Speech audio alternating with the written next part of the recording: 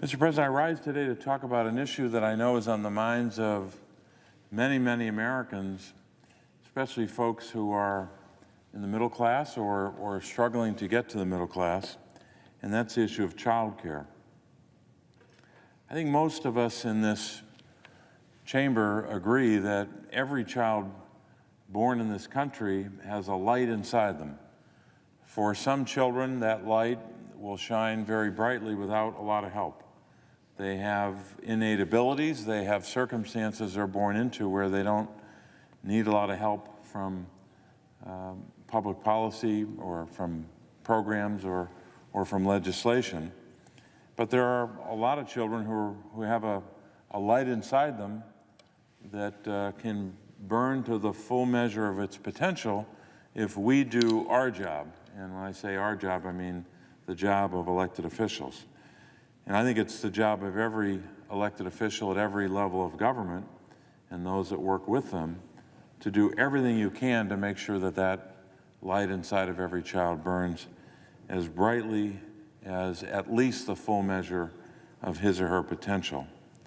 We know, just by way of one example, in the context of child care, that affordable, high-quality child care enables parents to work so they can support their families, and also quality, affordable child care helps give children the early learning experiences they need to develop and succeed in school. When children learn more early in life, they will earn more much later in their lives. That connection between learning and earning isn't just a rhyme. All the research shows that there is a direct connection. And when that child learns at a younger age, because of early education and quality child care and so many other strategies, we're all better off. Not only is that child better off and his or her family, but we're all better off. We will have a higher skilled workforce. We will have a more productive workforce. We will grow and be able to outcompete any country in the world if we invest in early learning. Unfortunately, we know the challenges here. The cost of child care has increased by 25% in just the last decade, creating significant financial strains for those same middle-class families. According to data from Child Care Aware, in my home state of Pennsylvania, the average cost of full-time center-based child care is about $11,560 for an infant and about $8,712 for a 4-year-old. This is about 12% of annual income for married couples in Pennsylvania and nearly 46% of annual income for a single parent. 46%. That is not sustainable. That is not a number that anyone should be satisfied with. Frankly, I'm not sure the 12% of annual income for a two-parent family is sustainable. We should get that number into the single digits. The bill I'll talk about in a moment seeks to do that. Just this past week, when we were all back in our states to be able to travel for the better part of a week, I had the chance to get to 6 child care centers in cities across Pennsylvania and spoke to more than 25 families who shared their stories about their struggles. And the struggle, of course, in this case was the struggle to afford high-quality child care. I was in Philadelphia and Pottstown, Gettysburg, Verona, Erie, and Reading. And if you charted those cities on the map, you would literally go from the furthest corner of the southeastern part of our state, which is Philadelphia, to the most remote northwestern corner of the state in Erie, and communities below Erie and to the northeast as well. So literally every corner of the state. And across those communities, we hear a lot of the same challenges, a lot of similar stories. For example, one single mom in Philadelphia told us recently the following, quote, and this is, I think, emblematic of what's happening in a lot of communities. Quote, "I struggle every day to make ends meet. I'm not eligible for any public assistance, So I juggle my bills just to make ends meet. I have to become very creative in making sure that I pay my mortgage, utilities, and childcare. Then she goes on from there to say, then I decide if I can pay for anything in addition to that, such as healthcare, food, necessities for my child and my home. I knew I would not be able to afford childcare. Luckily, I have supportive loved ones in my life whom support me when I fall short. Most do not have this. And then this single mother goes on to say the following: all of my family and friends struggle to pay for childcare because we are middle-class individuals that make too much money to qualify for childcare assistance or any other programs. But we also don't make enough money to actually afford childcare out of pocket. Oftentimes, we have to choose a childcare based off the price and not based off of the quality of education they will provide our children at the child care facility, unquote. Notice what she said at the end there. She's making a decision about the child care that she will provide her children based off only one consideration, the price, not based upon the quality. And therein lies the problem that we've got to try to solve. If we have millions and millions of families, middle class or struggling to get to the middle class, making child care determinations based solely upon the cost, we're all in trouble over time. That is not what we should be doing. Doesn't mean the price won't be a challenge for some, doesn't mean the price is irrelevant, but if they're not able to find quality child care that is affordable, that child will be worse off over time, that community will be, and the rest of us will as well. We will not have that high-skilled workforce that we need. We will not be able to compete and win the battle across the world that we need to win. And that's the battle to create the highest skilled workforce in the world and to maintain that advantage. When I was in Gettysburg this past week, I heard from two parents who had adopted two children, one of whom has significant medical issues and has been in and out of the hospital. They've struggled to find a child care center that was able to handle the behavioral and developmental needs of their children. The father, who's a small business owner, has had to make adjustments to his work schedule and sell off some of his business assets to make ends meet.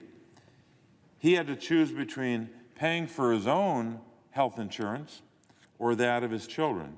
He had to give up his own insurance to ensure there is never a lapse in coverage for his children. He makes too much money to qualify for child care subsidies, but lives with constant anxiety over his financial situation.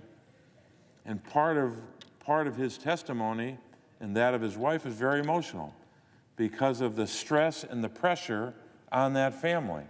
The stress and pressure of healthcare itself, but also the stress and pressure because of the cost of childcare.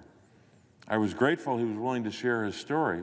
Not easy to do that in a public setting, to talk about the burdens that you live with every day in order to tell a story, to push a policy forward to make life better for another family.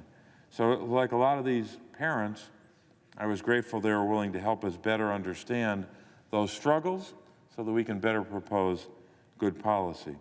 We also heard from a single mom who works long hours trying to advance and work her way up the corporate ladder. Prior to her current circumstance, she was waitressing and barely making $11,000 a year. When she was hardly making any income, she was able to make ends meet with the assistance of the Supplemental Nutrition Assistance Program and CCIS, which is our state's child care program that helps families. Now, she's in a different circumstance. Now she works full-time, an achievement that she's quite proud of, to have a full-time job. She's no longer eligible, though, for these programs because her income went up. The good news is her income went up and she has a full-time job. Bad news is that knocks her out of eligibility. She must pay the full cost of childcare and be away from her children. She doesn't know what she'll do during the summer, as she'll need to increase the time her children are in care, which will result in higher costs when her children are on summer break. So that's the dilemma she faces. Working harder, getting a full-time job, but then not being eligible for help. She needs help from us as well. I spoke with a mother in Allegheny County, Verona, Pennsylvania, who has an 11-month-old child who is in child care now. Though both she and her husband work full-time, they struggle to afford care. They would like to grow their family, but again, the cost of child care is their main reason for not doing so. We know that child care helps children grow and learn, that it helps parents work and provide for their families, and it helps employers retain a productive workforce. Yet families across the country are unable to afford care. So that's why it's so important that we increase federal investments in early learning and child care. For example, in fiscal year 2018, the Child Care and Development Block Grant Program was funded at $5.27 billion here in Washington. That was an 83% increase, the largest single increase in the history of the program.